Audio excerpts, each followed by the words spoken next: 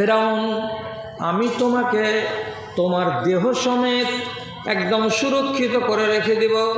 তোমার দেহের যতগুলো মাংস আছে এক বিন্দু পরিমাণে তোমার গায়ের মাংস পোকাতে খাবে না, মাটিতে খাবে না, পানিতেও খাবে না। তোমার দেহটাকে যেমনকার তেমন আমি রেখে দেব। কিসের জন্য রাখবো? লিনাজআলাকা আয়াতান লিমান খালফাকা। তোমার পরে যারা দুনিয়াতে আসবে তোমার মতোই যদি তারা বাকড়ামি করা হয়, তোমার মতো যদি জল্লাদ হয়, তোমার মতো যদি মারদুদ শয়তান হয়, তো তারাকে এটা উদাহরণ দেওয়ার জন্য যে বেশি বাড়িস না রে, বাড়িস না, এই দেখ ফেরাউনের কি দুর্গতি হয়েছিল, এই জন্য আমি তোমাকে অক্ষত করে রেখে দেব। এই জাল্লাদ আবুল আহাবের খাটের পাশে খাল খুঁড়েছিল, আর খাল খোঁড়ার পরে তাকে কাফন দেওয়ার কেউ ব্যবস্থা করেনি। ডান্ডা দিয়ে তার খাটলিতে যেমন গরুকে মানুষ ফেলে তেমনি করে খাটে তার দেহের তলে ডান্ডা ভরে এইরকম করে চেড়ে কবরের ওপরে ফেলে দিয়েছিল। দুপ করে পড়লো কবরের ভেতরে, আর কোদাল দিয়ে মাটি চাপিয়ে দিল। কেউ হাত দিয়ে তাকে কবরের ভেতরে শুয়াতে যায়নি। ফেরাউনের মতো জল্লাদ, ফেরাউনের মতো শয়তান, ফেরাউনের মতো মারদুদ আল্লাহর দুনিয়াতে দ্বিতীয় আর হয়নি। এত বড় আল্লাহ তাআলা ওকে নালায়েক এবং জাল্লাদ বানিয়েছিল। বেশি বাকলামি যখন করতে লাগলো, রব্বে কারিম তাকে মুদ দিলেন কোথায়? তো নীল নদীতে। এক গান্ডু সাঁতার দিতে জানতো না। মুসা নবীর বানিয়ে দেওয়া রাস্তা দিয়ে ইপার থেকে উপার যাচ্ছিল মুসা নবীকে তাড়া করতে। যেমন নীল নদের মাঝখানে এলো, আল্লাহ বললেন পানি জমে যা। পানি যেমনি জমে গেল, ডুবে মরলো তার সৈন্য সামন্তকে নিয়ে। আল্লাহ তাআলা কি বলছেন? ডুবে যাবি, তারপরে তুই মরে যাবি, তারপরে তোর বংশের লোকেরা তোকে মাটি দিয়ে দিবে, এটা হতে দেব না। কি করব তাহলে? কি করবেন আল্লাহ তাআলা? কোরআনে বলছে ইন্না নুনাজ্জিকা বিবাদানিকা। ফেরাউন আমি তোমাকে তোমার দেহ সমেত একদম সুরক্ষিত করে রেখে দেব।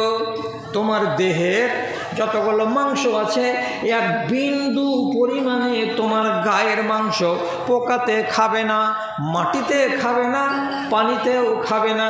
তোমার দেহটাকে যেমনকার তেমন আমি রেখে দেব। কিসের জন্য রাখবো? লিনাজআলাকা আয়াতান লিমান খালফাকা। তোমার পরে যারা দুনিয়াতে আসবে তোমার মতোই যদি তারা বাকড়ামি করা হয়, তোমার মতো যদি জল্লাদ হয়, তোমার মতো যদি মারদুদ শয়তান হয়, তো তারাকে এটা উদাহরণ দেওয়ার জন্য যে বেশি বাড়িস না রে, বাড়িস না, এই দেখ ফেরাউনের কি দুর্গতি হয়েছিল, এই জন্য আমি তোমাকে অক্ষত করে রেখে দেব। অতএব ওরে আমার বন্ধুরা, আজও দেখতে পাওয়া যায় ফেরাউনকে।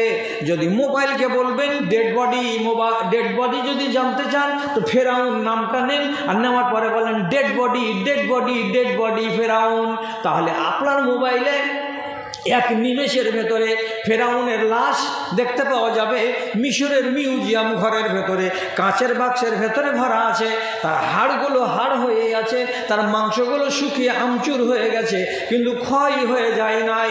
কেন? রব্বুল আলামিন তাকে অক্ষত করে রেখেছেন, যাতে দুনিয়ার মানুষেরা দেখে আর শিখে আর জ্ঞান পায় যে আমি যদি ফেরাউনের মতো ব্যবহার করি তাহলে আল্লাহ তাআলা বলছেন ওয়া ইন্না মিনাল মুজরিমিনা মুনতাকিমুন। যারা অপরাধী হবে তার সাজা দুনিয়াতে আমি দেবই দেব। তো আমি যেন শিক্ষা গ্রহণ করি যে ফেরাউনের মতো বদচলন হতে গেলে আল্লাহ আমাকে সাজা দিতে পারে। এই জন্য আল্লাহ তাআলা এটা করে রেখেছেন। তো রব্বুল আলামিন কি বলছেন? যারা আমার নসিহত থেকে মুখ ফিরিয়ে নেবে তার মতো মুজরিম অপরাধী আর কেউ নেই। অতএব যারা মুজরিম হবে তার বদলা দুনিয়াতে চুকিয়ে নিব। জানা আছে রসুলকে বেইজ্জত করেছিল আবুল আহাব।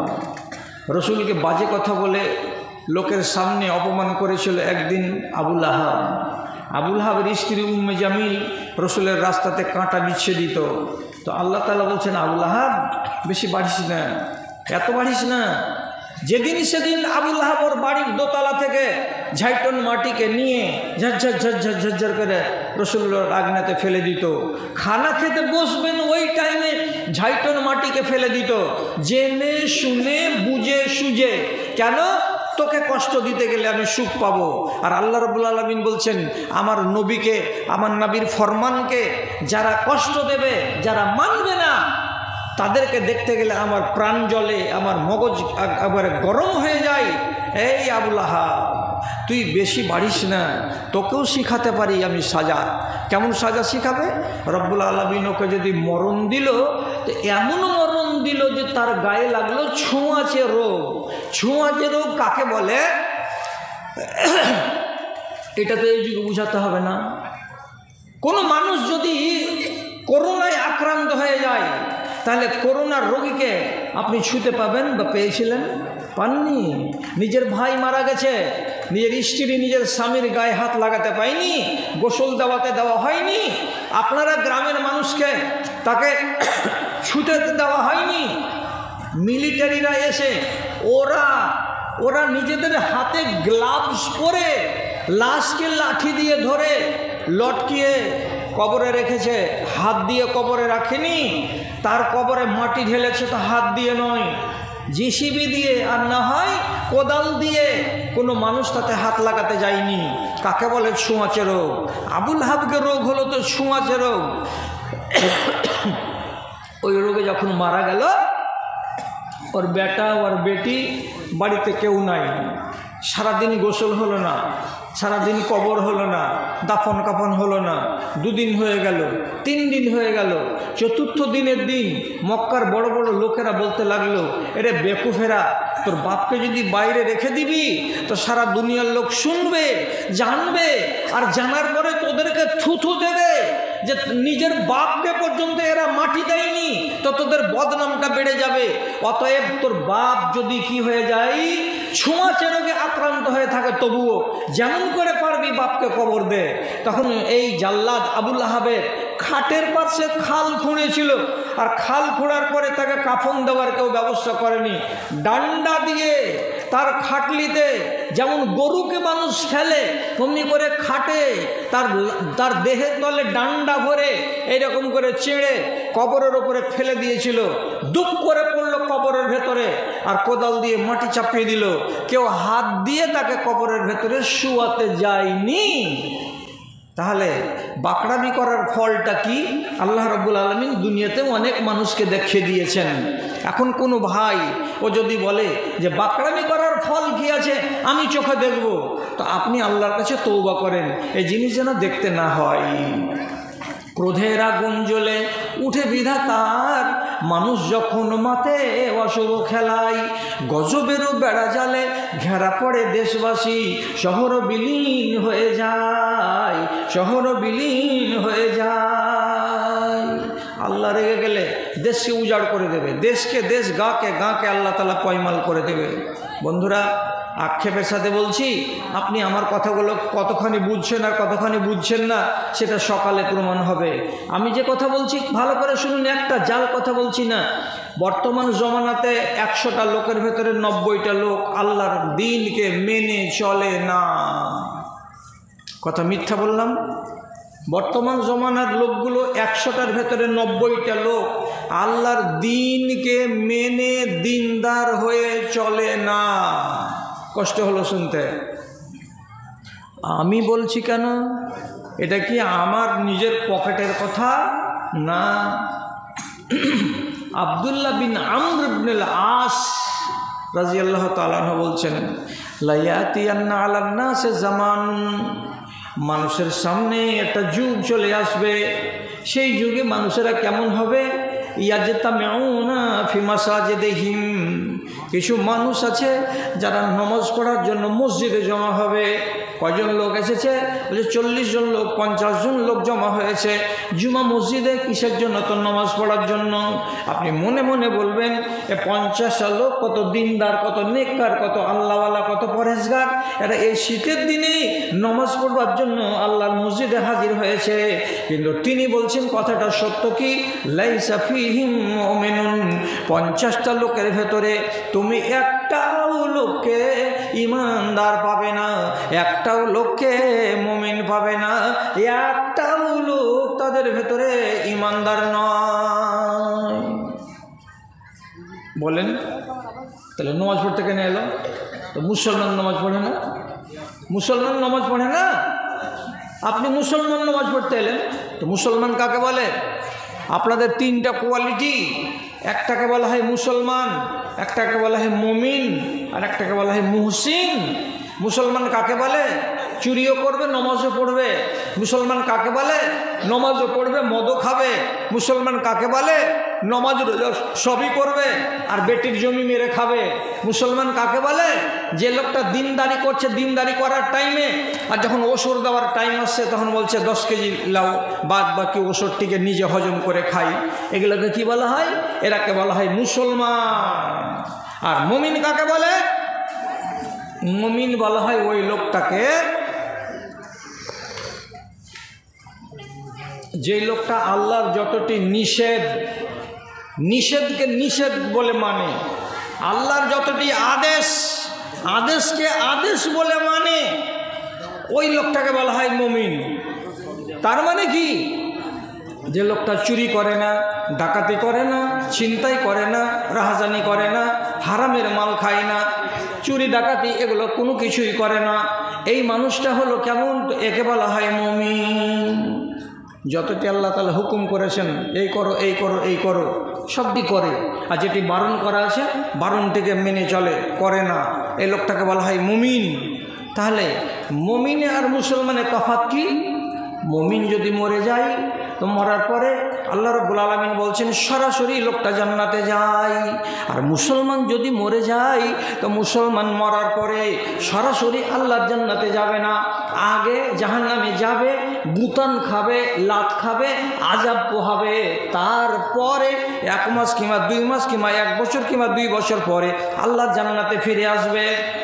তাহলে মুসলমান ডাইরেক্ট আল্লাহর জান্নাতে নাও যেতে পারে, কিন্তু যারা মুমিন হবে তারা মরার পরে ডাইরেক্ট আল্লাহর জান্নাতে যাবে। আপনি চিন্তা করেন মুসলমান কাকে বলা হয় আর মুমিন কাকে বলা হয়? সাহাবী কি বললেন? 50টা লোক নামাজ পড়তে এসেছে ফজরের, আপনি দেখলেন, দেখার পরে মনে মনে বলছেন কত ভালো এই লোকগুলো, জি এত জাড়ের দিনে 4:45 রাতে কনকনে পানিতে শীতের দিনে অজু করেছে করে নামাজ পড়তে এসেছে। আহারে, এরা কত বড় দিনদার, কত বড় আল্লাহওয়ালা, কত বড় মুমিনদের দল। কিন্তু আমর ইবনে আসের হাদিস কি বলছে? লাইসা ফীহিম মুমিনুন, এদের ভেতরে মুমিন কেউ নাই। কেন মুমিন নয়? তো বলছে 50টা লোকের ভেতরে তুমি বাইরে খোঁজ করে দেখো গা, 10টা লোক পাবে এরা নেশা করে। কেমন নেশা? একটা লোক খৈনি খায়, এটা হলো নেশা, হারাম জিনিস। আরেকটা লোক হয়তো গুল করে, এটাও নেশা, এটা হারাম জিনিস। আরেকটা লোককে দেখবে বিড়ি সিগারেট খায়, এটাও হারাম জিনিস। আরেকটা লোককে দেখবে তিরাঙ্গা আর গুটকা খায়, এটাও হারাম জিনিস। তাহলে 100টা লোকের ভেতরে নমাজি ছিল এটি, তো তার ভেতরে 10টা লোক পেলাম এরা হলো নেশাখোর, যারা আল্লাহর নিষেধকে মানে না। না মানলে তুমি মুমিন নও। তাহলে 50টার ভেতরে 10টা বাদ গেল নেশা খাওয়ার দোষে, আর বাকি 10টা এদের ভেতরে কী পাওয়া গেল? বলছে দেখতে পাবে এই 10টা লোকের ভেতরে, এই 50টার ভেতরে যে 10টা লোক আল্লাহ রাব্বুল আলামিনের বিধান মানে না। কেমন? এরা জাকাতকে অস্বীকার করে। জাকাত কাকে বলা হয়? ধার্য টাকার, ধার্য সোনার বছরের মাথায় একদম ধার্য পরিমাণে যেটা বের হয় তাকে জাকাত বলা হয়। আর সাদকা দেই না, ওটা কাকে বলা হয়? ওসর কোনটাকে বলা হয়? আপনার ফসল যদি 20 কুইন্টাল হয় তো 1 কুইন্টাল ফসল আল্লাহর নামে বের করে দিতে হয়। যদি মনের হিসাব করা যায় তো 20 মণ যদি ধান হয় তো 1 মণ ধান আল্লাহকে দিয়ে দিতে হয়। এটা হলো ওসর বের করা। তো এই মজলিসে যারা সকালবেলায় ফজরের নামাজ পড়তে এসেছে তাদের ভেতরে 10টা লোক তুমি এমন পাবে যারা নিজের ধানকে মেড়ে, ভুট্টাকে মেড়ে বাড়িতে ভরে নিয়েছে, কিন্তু আল্লাহর নামে ওসর বের করেনি, যতটি বের করার কথা ছিল। অতএব এই 10টা লোক এরা মুসলমান, এরা মুমিন নয়। 20টা বাদ গেল, তার ভেতরে আরও দেখো 5টা ছেলে পাওয়া গেল। এ কেমন? যে যেদিন বিয়ে করেছে সেদিন স্ত্রীকে নগদে মোহর দিয়েছে 50 টাকা, আর শ্বশুরের কাছ থেকে 1.5 লাখ টাকা বুঝিয়ে নিয়েছে, না কন্যা হতে গেলে সে বিয়ে করতে যায়নি। যারা হারাম টাকা খেয়েছে আর হারাম টাকা নিয়েছে এই লোকগুলো হলো কি? এরা মুসলমান, এরা মুমিন নয়। বেরিয়ে গেল 5টা, আরও 5টা বেরিয়ে গেল। এটা কি? তো বলছে বেঁচে থাকতে থাকতে যত জমি ছিল 10 বিঘা 15 বিঘা 20 বিঘা করে করে জমি দুই বেটার নামে লিখে দিয়েছে, আর মাত্র 4 বিঘা জমি নিজের নামে রেখেছে। আর দুইটা বেটি আছে, বেটিদেরকে 1 কাঠাও জমি দেয়নি। বেটিরাকে বলছে আমি যখন মরে যাব তখন ওই মাঠে 4 বিঘা জমি আছে, তোর ভাইয়েরাকে বলবি, তোর ভাইয়েরা তোদেরকে দিয়ে দিবে। আরে কুলাঙ্গা, তো ভাইয়েরা দিবে তোর জমি তোর মরার পর, তো তুই কেন ওর ভাইয়েরাকে দিলি? তুই বেঁচে থাকা অবস্থাতে বেটির জমি খেয়ে নিলি। তো যারা বেটির জমি খেয়ে নিয়েছে 50টা লোকের ভিতরে 2টা লোক, তো বলছে এই 2টা লোক এরা হলো মুসলমান, এরা মুমিন নয়। আর 10টা লোক কি পাওয়া গেল? এরা রাত্রি 12টার সময় ঘুমায়, এরা রাতের বেলায় এশারের নামাজ পড়ে ঘুমায় না। তো বলছে 12টা রাত পর্যন্ত এরা কি করে? তো বলছে বাড়িতে এত বড় এলসিডি আছে, এলসিডিকে জুড়ে দিয়ে মিয়া আর বিবি আর বাচ্চা বসে বসে তারা সারা রাত ওই 12টা 1টা পর্যন্ত 2টা পর্যন্ত শুধু সিরিয়াল দেখে, সিনেমা দেখে আর গান বাজনা দেখে, আর এইরকম আবিজাবিগুলো দেখে। দেখতে দেখতে যখন রাত 12টা বাজে তখন অল্প করে খানা খাই আর খাওয়ার পরে শুয়ে যাই। আর এই লোকগুলো শুয়ে যাওয়ার পরে যখন ফজরের টাইম হলো কখনো কখনো মসজিদে গেল, তো কখনো কখনো গেল না। এই 50টা লোকের ভেতরে 4টা লোক এমন পাওয়া গেল যে 4টা লোক আজকে 12টা রাত্রিতে ঘুমিয়েছিল। কি করতে করতে? তো টেলিভিশন দেখতে দেখতে, সিরিয়াল দেখতে দেখতে, চিত্রাহার দেখতে দেখতে। এই লোকটা নমাজে এসেছে বটেও, কিন্তু লোকটা মুমিন নয়, লোকটা হলো মুসলমান।